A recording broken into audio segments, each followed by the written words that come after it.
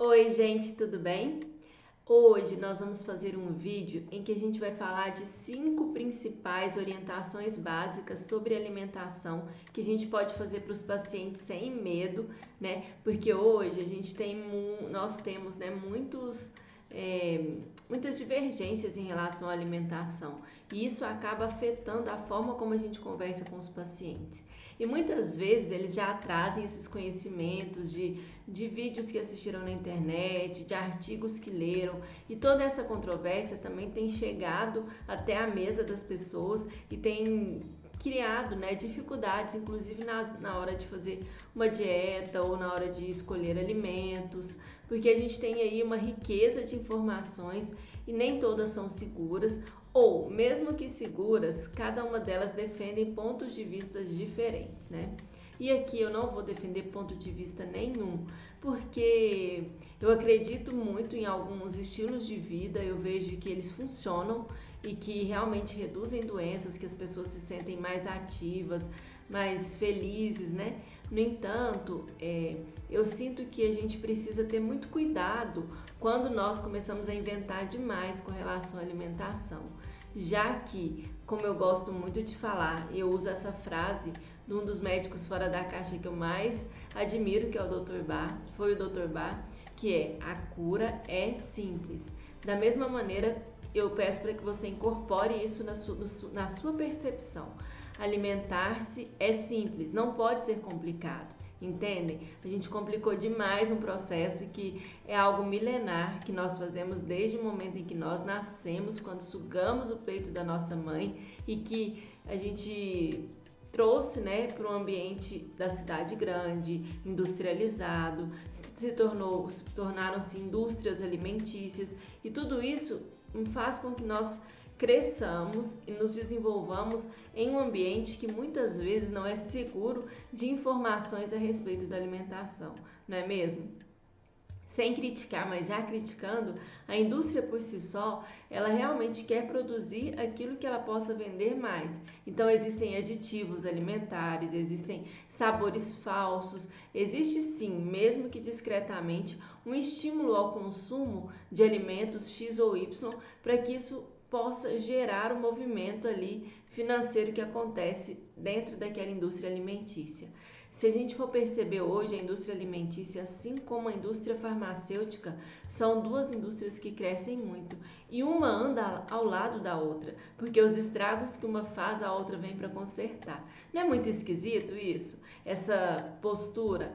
E eu aqui não estou para brigar com ninguém. Eu não tenho postura de ficar brigando com a indústria farmacêutica, porque eu vejo os benefícios de muitos medicamentos que a gente tem hoje. E eu também não estou aqui para brigar com a indústria alimentícia por vários outros motivos.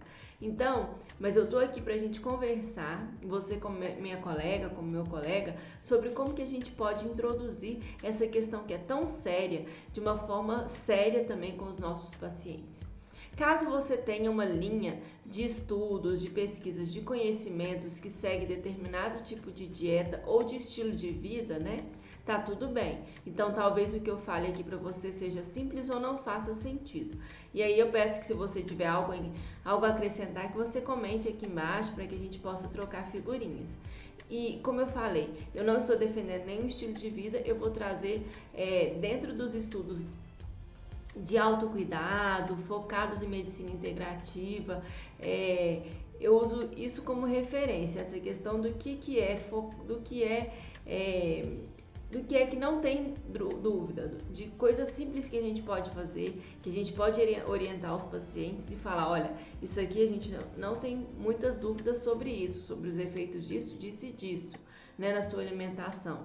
Então eu peço para que você siga dessa maneira. E se o paciente seguir essas 5 etapas, você já pode ficar tranquila. Por quê? Porque ele já está muito bem servido, ele já vai ter, assim, feito mudanças importantes na alimentação. Como eu falei naquele vídeo que a gente falou de consciência alimentar, a consciência é a primeira parte, porque se a gente não tem consciência, a gente vai novamente repetir informações para as pessoas sem ter a nossa própria consciência e sem fazer com que elas também despertem para isso. E aí elas vão virar máquinas fazendo aquilo que o chefe mandou, né? E nós definitivamente não queremos que nossos pacientes sejam mais máquinas do que nós já os tratamos, não é mesmo?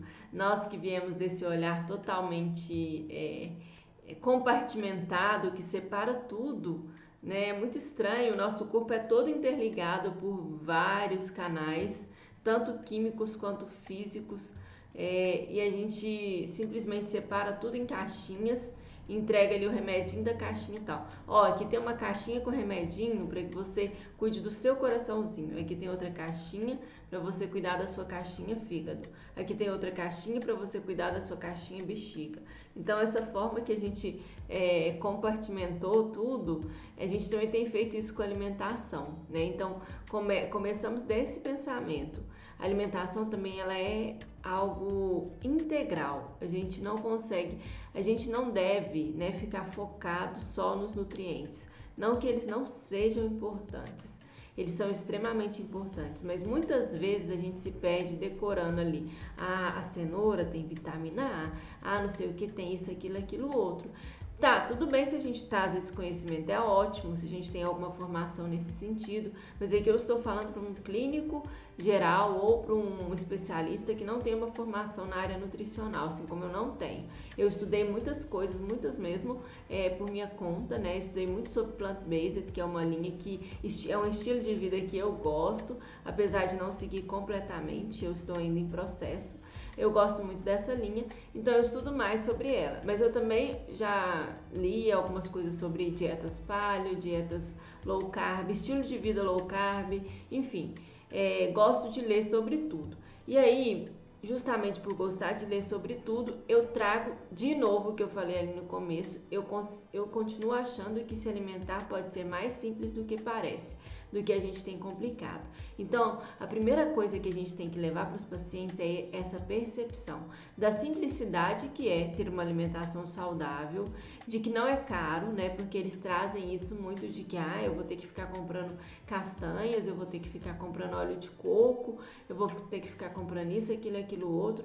Então, não é algo assim que vai trazer tantos gastos.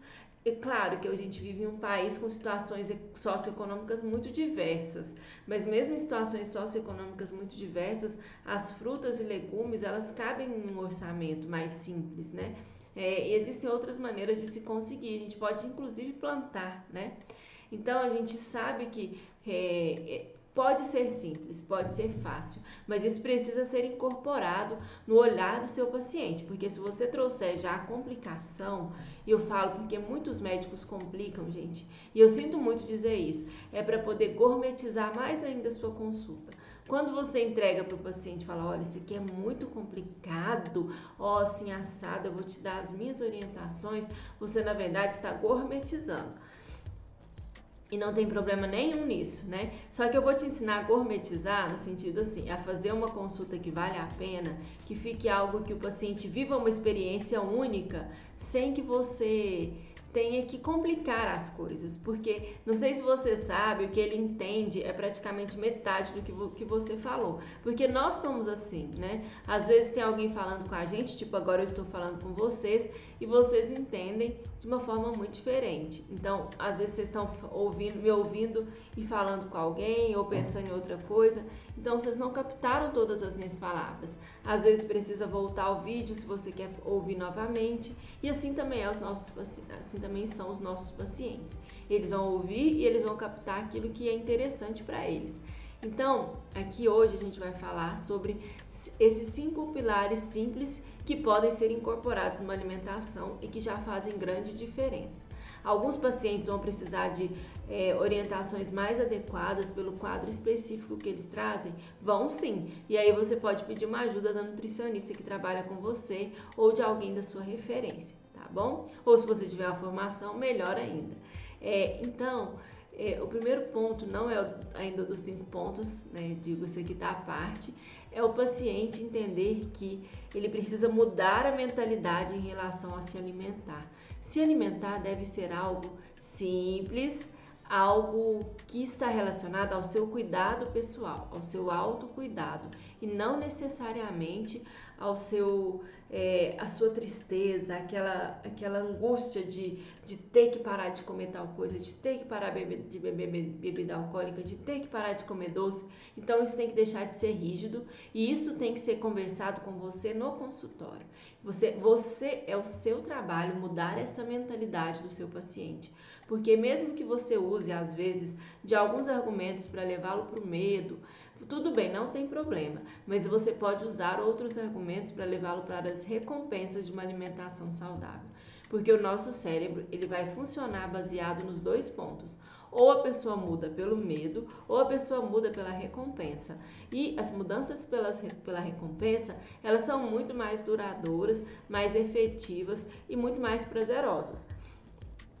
Quando a gente muda pelo medo, aquilo é rígido, doloroso, muitas vezes as pessoas acabam voltando. Por quê? Porque elas descobrem que daquilo que elas tinham medo não necessariamente vai acontecer agora. Então isso não consegue manter a longo prazo um compromisso. Entende? Então a mudança é importante que ela comece pela recompensa. E a recompensa que a gente pode trazer para o paciente, e aqui já gourmetizando mesmo, é sentar e conversar com ele sobre a importância do autocuidado. É mostrar para ele que ele tem família, que ele tem uma vida toda pela frente e que ele gostaria de continuar essa vida, não? Ou que talvez ele esteja usando a alimentação como recurso para lidar com as questões da vida que não são tão simples e que ele precisa lidar. Então essa conversa, esse bate-papo inicial sobre autocuidado, sobre autoamor, sobre a percepção de que se alimentar pode ser simples, essa conversa ela vai fazer muita diferença lá na frente quando o seu paciente realmente tiver as posturas que ele precisa ter. Porque cuidar da alimentação é um ato de amor, mas mesmo que a gente tenha esse amor pela gente, se nós estivermos, por exemplo, envolvidos em um trabalho que nos deixa muito estressados, é muito difícil a gente ter amor pela gente, né? A gente acaba compensando mesmo a alimentação, o prazer que a gente deixou de sentir naquilo que a gente está fazendo. Então, é buscar essa mudança de mentalidade. E essa mudança de mentalidade do seu paciente, ela vai fazer você ganhar muitos créditos com ele, porque dificilmente o médico perde tempo com isso. E aí você fala, mas eu atendo no SUS, eu não tenho tempo para isso. Eu sei que você tem 15 minutos para fazer sua consulta, mas em 2 minutos, 3 minutos, você já pode traçar um pouco dessa conversa e ela pode ser alimentada à medida que os seus pacientes vão voltando, entendeu? Não precisa ser algo que você vai conseguir resolver na primeira consulta. E aí você precisa realmente montar um plano, um planejamento com ele de, olha, hoje a gente está conversando sobre isso, eu quero que você vá para casa e trabalhe isso na sua cabeça, o que seria a sua recompensa para que você realmente tenha uma alimentação mais adequada, o que te move, né? É a presença da sua família, é estar com a sua família, se você tem sonhos, o que te move, entendeu? Então a gente precisa voltar fazer as pessoas acreditarem em si, acreditarem que elas merecem ter autocuidado, e autocuidado é ter uma alimentação saudável. Então essa primeira mudança de mentalidade cabe a você, não ao psicólogo. Tudo bem que ele vá ao psicólogo, até é importante que ele vá também, mas muitas vezes, gente, isso ainda é cultural. As pessoas esperam ouvir dos seus médicos, das suas médicas, a conversa que elas gostariam de ter com o seu psicólogo muitas vezes, né? A gente tem aqui um país ainda emocionalmente muito doente, e que tem muita dificuldade de falar das emoções, que tem muita dificuldade de olhar para as emoções. E aí, o médico ainda é a principal referência quando se trata de saúde física, de saúde mental, de saúde emocional e também de saúde espiritual, né? Aqui a gente não vai mandar a saúde espiritual para o padre, a gente vai conversar sobre espiritualidade e religiosidade. Assim como a gente conversa agora com os pacientes sobre uma nutrição que os leve para o autocuidado, tá certo?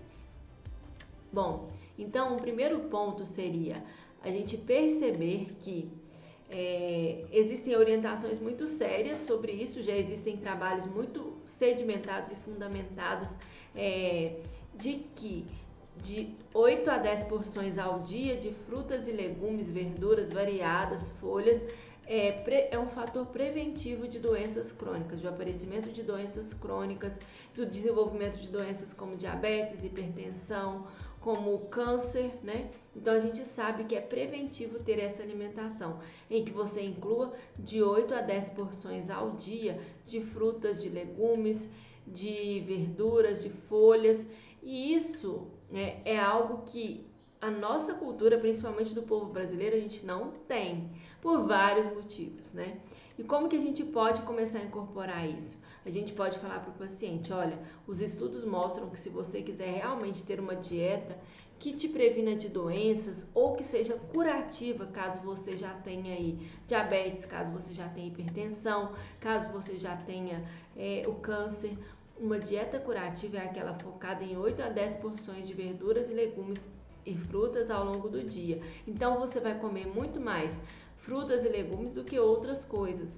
E de preferência que essa alimentação seja in natura, pelo menos uns 50% a 70% dela, ou seja, que seja ali a fruta inteira que você come, que seja a verdura que você, mesmo que você faça no fogão, que você refogue, que ela seja mais al dente, assim, que ela tenha mais as propriedades da alimentação crua mesmo, e a gente já sabe que isso também é protetor, né? Isso a gente chama de tem uma linha que é a da alimentação viva, que é essa alimentação focada em plantas, mas mesmo que a pessoa não tenha uma alimentação focada em plantas, uma alimentação viva, é importante que ela desenvolva esse conceito, esse conhecimento de que de 8 a 10 porções ao dia é o mínimo e é muito bom para que ela possa se prevenir de doenças. E aí, você me fala, nossa, mas a maioria das pessoas come 2, 3, 4 porções é muito, né? E essas porções, elas seriam do tamanho de uma bola de tênis, mais ou menos. Eu sei que a maioria das pessoas não se alimenta bem com frutas, verduras, com legumes, mas a gente pode começar a contar para elas a importância disso e de trazer a variedade para o prato, a variedade de cores. Muitas vezes a gente fica muito focado em montar um prato que tenha nutriente X, nutriente Y, para que a pessoa seja nutrida com todas as vitaminas, sais, minerais. E eu te digo, ela será com certeza se no prato dela tiver várias cores, muitas ofertas diferentes de cores para que ela possa se alimentar. Então esse é um ponto, é trazer uma variedade de cores para o seu prato. E se ela tem dificuldade de comer essas 8 a 10 porções, é importante que ela comece comendo 3, comendo 4, comendo 2, 3 frutas ao longo do dia, entendem? Porque às vezes a pessoa sabe que é importante ela comer 4 a 5 frutas ao longo do dia, mas a gente não consegue ainda, né? Às vezes a pessoa ainda não consegue, por N motivos. Então ela se compromete, você consegue se comprometer com quanto? Eu gosto de fazer essa pergunta, com quanto você consegue se comprometer? E aí a pessoa toma a responsabilidade para ela, né? E aí, eu posso me comprometer com 2, ótimo, 2 está muito bom. Tenta diversificar e também tenta focar nas frutas da estação, porque as frutas e legumes da estação, eles tendem a ter menos agrotóxicos e aditivos para serem produzidos, né?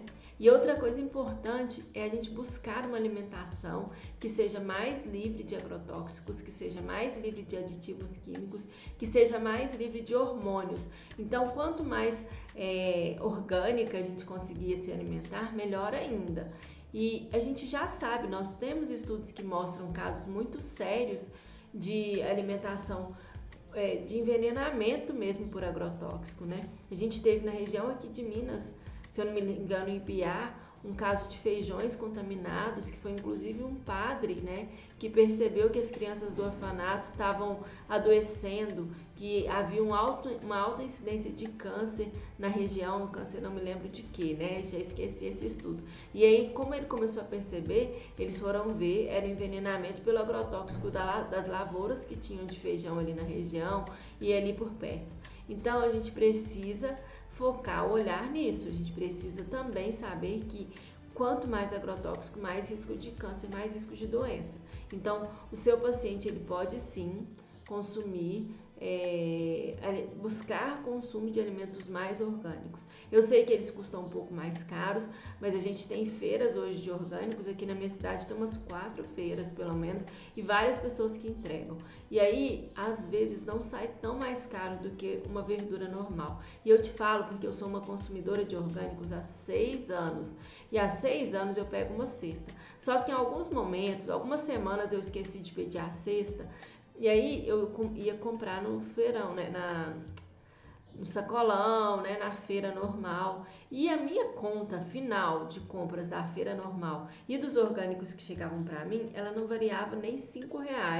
Se variasse isso era muito, entendeu? Então é um custo que pode ser um pouco mais alto, mas pelo menos o que eu vejo é que no frigir dos ovos da minha vida não dá tanta diferença assim.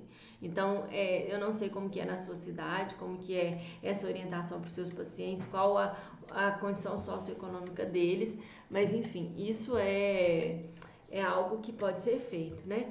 Existem alguns vídeos na internet, né? Não é nada científico, que falam do uso do bicarbonato, do iodo, para tirar o resíduo do agrotóxico, para diminuir. E aí eu li uma vez que veiculou, mostrando sobre a eficácia do sal de cozinha mesmo.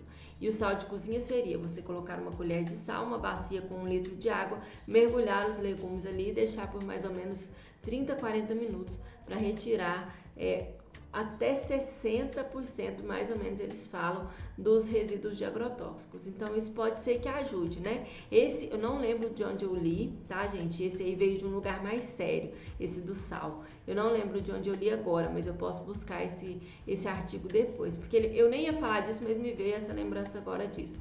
Então, por isso que eu não separei. Mas depois eu procuro e acho aqui para vocês, tá bom? Então, a alimentação, focar mais uma alimentação mais diversificada, com várias cores, optar pelas frutas da estação, porque geralmente elas estão mais saudáveis mesmo, né? Elas não foram necessários altos níveis de agrotóxico para que elas crescessem, para que elas ficassem as frutas que a gente consome, né? Então esse é um ponto, diversidade, comer de 8 a 10 porções de frutas e legumes ao dia, tá certo? E não existe controvérsia com relação a isso. Ou melhor, no estilo de vida low carb, algumas frutas, quase todas são tiradas, né? Mas aqui a gente não está falando de um estilo específico, a gente está falando de algo simples que pode ser levado para a vida das pessoas. O segundo ponto seria a ingestão correta de gorduras, né? Nós tivemos aí um período nebuloso em que as gorduras foram tidas como totalmente demoníacas e tinham que ser retiradas da nossa alimentação. Então nós crescemos contando calorias, focado na caloria, focado nesse lugar, né? E a gente esqueceu e a gente tirou da nossa vida muitas vezes as gorduras. Então daí vieram os alimentos light, diet, as margarinas, né? Tudo isso tirando realmente a gordura. Só que tem alguns estudos mais recentes que mostram que sim, as gorduras elas são positivas, desde a gente dê preferência para as mono e poliinsaturadas, que a gente tenha menor uso das gorduras trans, que são aquelas que a gente encontra em produtos industrializados. Então, que a gente dê preferência para aquelas que a gente encontra em peixes, azeite de oliva, em oleaginosas, na linhaça, principalmente, sem divergências aqui. Então, esses são pontos que a gente sabe que tem gorduras boas, não controversas. A linhaça, os peixes, o salmão, né, a truta, as oliveiras, e daí vem o azeite de oliva e a azeitona, o azeite eu já falei, a linhaça, né, e as oleaginosas. Então a gente tem essas fontes aí de boas gorduras. E o abacate, esqueci do abacate, né, que também é uma ótima fonte de boas gorduras. E a gordura, o que ela nos faz? Ela traz a saciedade, ela nos deixa com menos fome, isso é bom, porque nós conseguimos passar mais tempo sem ingestão de mais calorias. E ela traz também sabor, né? Porque a gordura dá o sabor. Tanto é que lá atrás, o que a indústria alimentícia precisou fazer? Precisou introduzir vários tipos de açúcares à nossa alimentação, as barrinhas de cereais, aos sucos em caixinha, as bolachas. Por quê? Porque de tudo foi retirado a gordura. Então a gente veio dessa percepção errônea de que a gente tem que retirar a gordura, porque a gordura gera isso, gera aquilo outro. Mas não, a gordura ela faz com que a gente tenha uma produção adequada de hormônios, com que a gente tenha uma produção também de vitaminas. Então a gente precisa da gordura sim, de uma gordura boa, né? E aí eu não vou entrar nas muitas controvérsias que existem sobre gorduras, de gordura óleo de coco, isso, aquilo, outro. Eu até já usei algumas vezes o óleo de coco, mas eu hoje dou preferência para o azeite de oliva.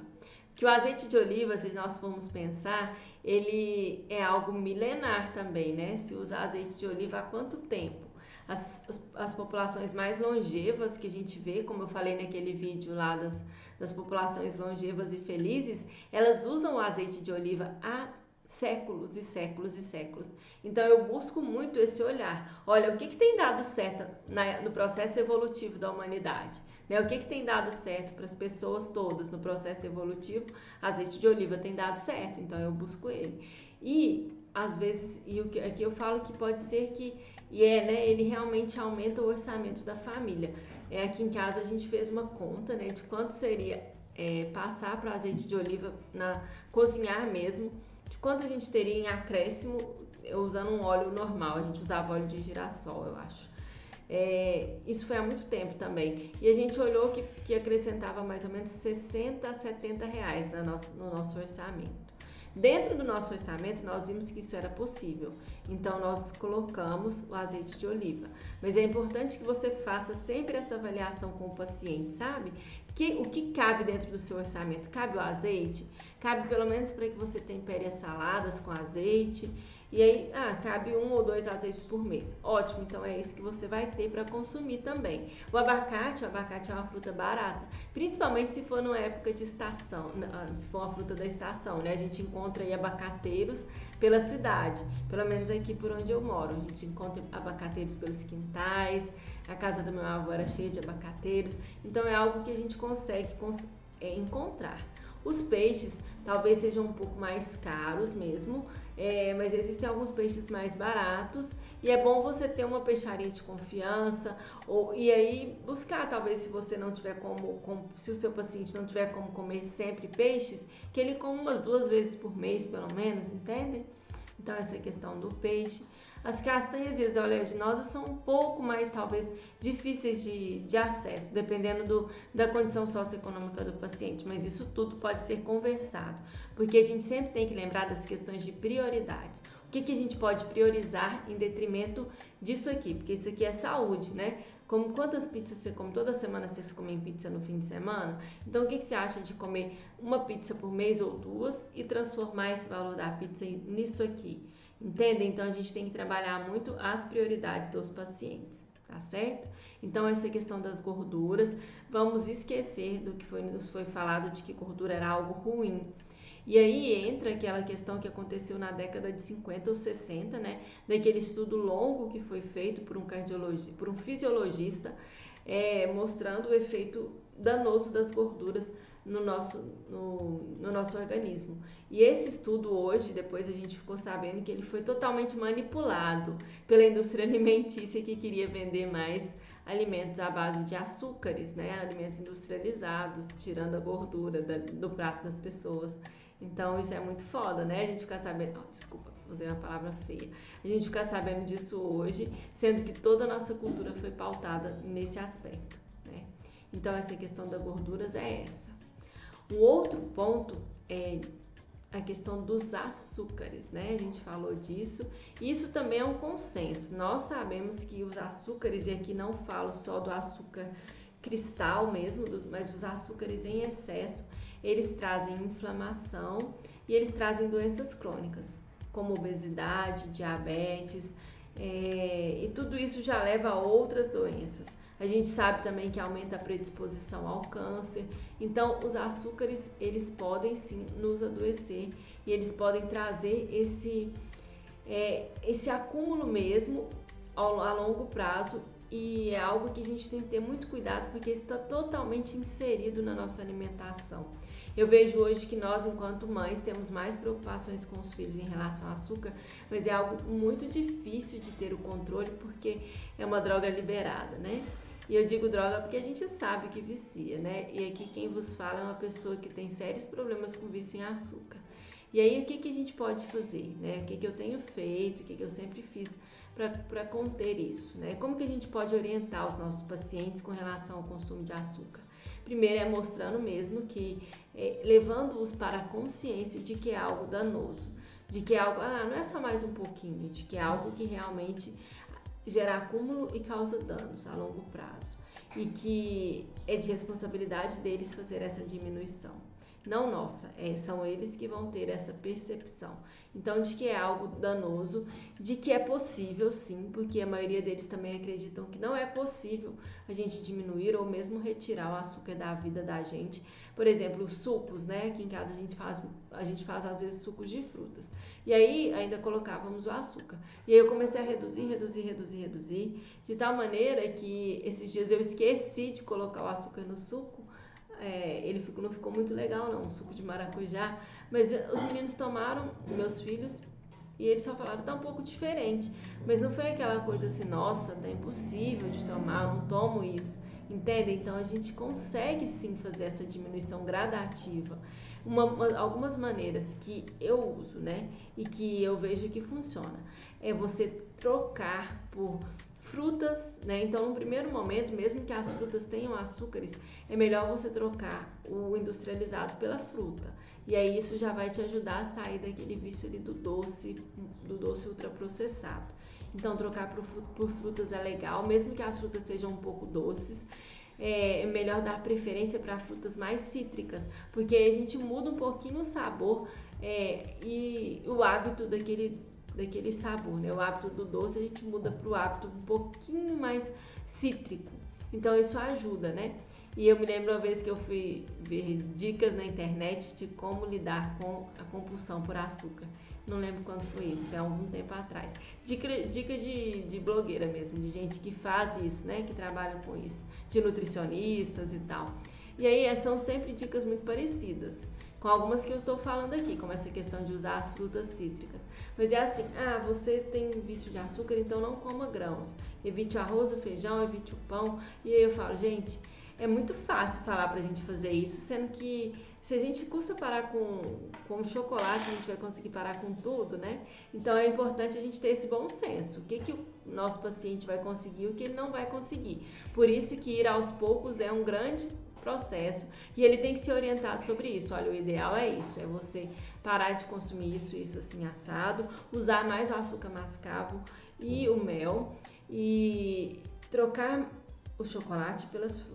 Mas a gente sabe que na real não é isso que vai acontecer muitas vezes. Então a gente tem que prepará-lo, inclusive, para lidar com a frustração de que isso pode ser que não aconteça e o que é que ele vai conseguir fazer, entende? Tipo, o que você consegue? Eu consigo trocar o chocolate depois do almoço por uma fruta. Ótimo, já é um grande ganho. Então, eu consigo passar a semana toda sem tomar um sorvete, mas eu tomo no fim de semana. Tá tudo bem, você já consegue algo, entende? Então a gente tem que trazer o que você consegue, o que você está disposto a fazer. Quando a gente trata de assuntos que são difíceis mesmo para os pacientes e para nós, né? A gente sabe que como seres humanos, nós passamos pelas mesmas situações que os nossos pacientes. E a gente tem que olhar para isso como se estivéssemos lidando com a gente mesmo ou com alguém da nossa família. Então, a questão do açúcar é isso, trocar por frutas de preferência mais cítricas, usar frutas secas e também, né, sempre pensar como pode ser substituído. Por exemplo, se a pessoa come um chocolate no meio da manhã, ela trazer para ela a percepção, como eu posso substituir isso aqui? Será que algumas frutas secas conseguem me nutrir nesse momento, ou uma banana, ao invés de comer um chocolate, entende? Então é sempre pensar como eu posso substituir. E isso parte da consciência. Se ele não tiver consciência, se o paciente não tiver consciência, ele não vai olhar dessa forma. Ele vai sempre olhar como algo que está sendo doloroso, difícil, né? Ele não vai olhar para o lado da recompensa, ele vai olhar sempre para o lado da dor. Por isso que eu falei que esse é o primeiro ponto que tem que ser pensado e trabalhado. O lado da recompensa e não da dor, tá certo? Então, essa é a questão dos açúcares.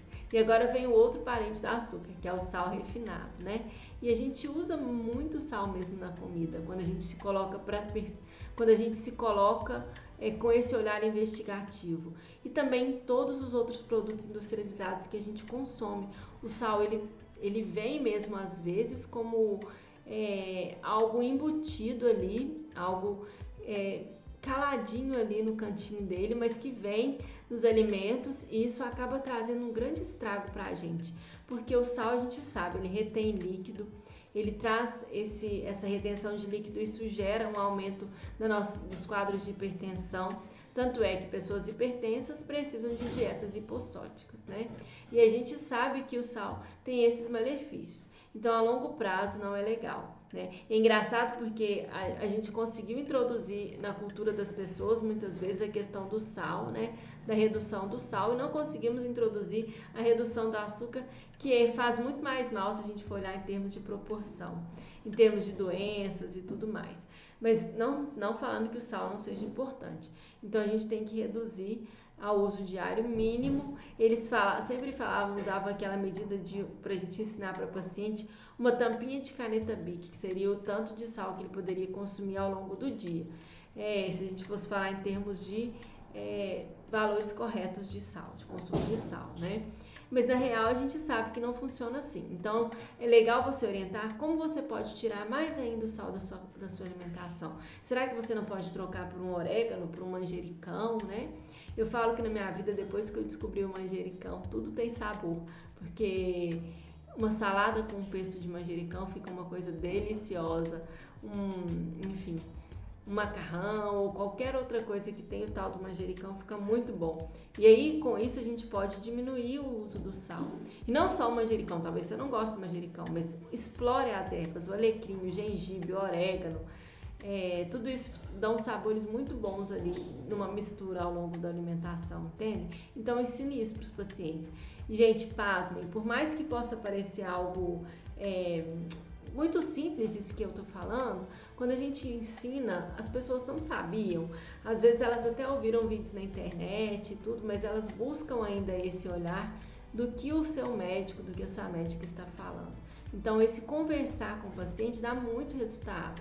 Muito mesmo, eu vi muitos resultados tanto no SUS quanto no particular, que é ter essa conversa, sabe? Que é falar, e para isso você tem que entender o contexto da pessoa. Não adianta nada você passar as mesmas orientações para todo mundo sem que você tenha ouvido, por exemplo, que aquele paciente ali naquele momento, sei lá, à noite é a hora que ele tem mais dificuldade com alimentação saudável por N motivos. Então, o que você vai bolar para ele à noite, entendeu? O que você vai ajudá-lo? Mesmo que você não seja nutricionista, porque às vezes ele não vai procurar nutricionista ou às vezes vai demorar. E aí, como que você pode ajudá-lo nessa orientação, entende? É só seguir o bom senso, não tem muito erro, é só a gente seguir o bom senso, tá certo? E o último ponto tem a ver com os industrializados, né?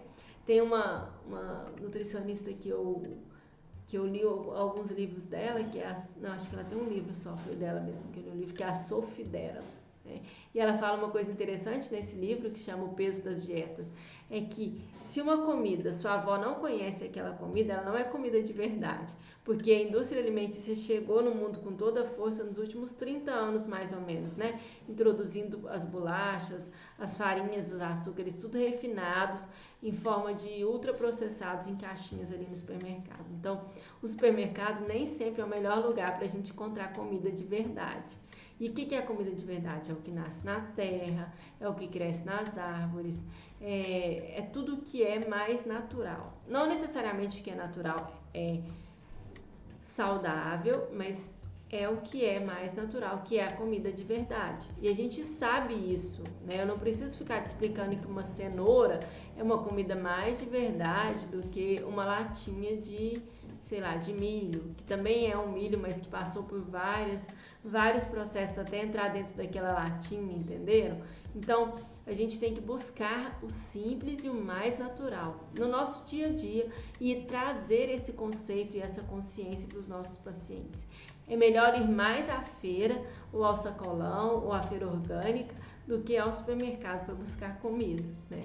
E muitas vezes a gente vai ao supermercado com a intenção de comprar frutas e legumes e a gente se perde na imensidão de prateleiras e opções e acaba trazendo várias outras coisas para o nosso consumo que não necessariamente são importantes, são necessárias, são efetivas, fazem diferença.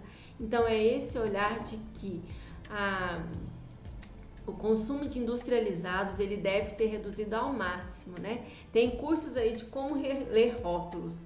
Esses dias eu vi um curso aí de uma nutricionista de como ler rótulos de alimentação para você não se enganar. E aí eu falei, gente, mas eu não quero ficar lendo rótulos, porque eu quero, na verdade, comprar cada dia menos coisas que precisem de rótulos. Comprar cada dia mais verduras e frutas, ovos, peixes, tudo isso que a gente não precisa de rótulo ali para ver o que tem, né? Qual ingrediente tem. Se precisa de rótulo, não é comida de verdade. Meu preceito é esse. Tá tudo certo se a gente faz isso, se a gente come às vezes, né? Não tem problema. Só que isso não pode ser a rotina diária dos nossos pacientes, a rotina diária das pessoas, entendem? Os industrializados, eles devem ser para algumas situações esporádicas e não todos os dias. E aí eu te pergunto, faça aí uma retrospectiva do seu dia de hoje ou do seu dia de ontem e quanto você comeu de comida de verdade e de industrializados, entendem? Então, essa retrospectiva ela já pode ser falada para o paciente. O que é? Olha aí para o seu dia, olha de trás para frente para o seu dia de hoje, para o seu dia de ontem e me conta como que foi a sua alimentação.